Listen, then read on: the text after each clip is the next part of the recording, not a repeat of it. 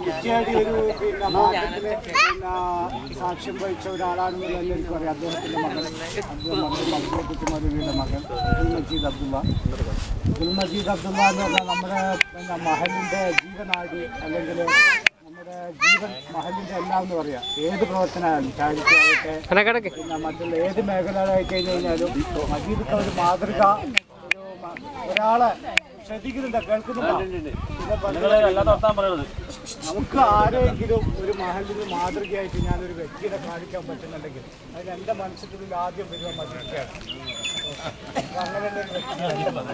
അപ്പോൾ പിന്നെ നമുക്ക് പിന്നെ അതിന് മാത്രമേ ഇതിനെ പറയേണ്ട ആവശ്യമില്ല. കാരണം മജീദിനെ പറ്റി അറിയാം. അത് നമ്മുടെ മജീദ് എൻ്റെ മരുമകളുടെ ഭർത്താവാണ്. പിന്നെ ഇവിടെ നമ്മളെ സാമ്പത്തിക നമ്മളെ മഹല്ല് കമ്മിറ്റിക്ക് വേണ്ടി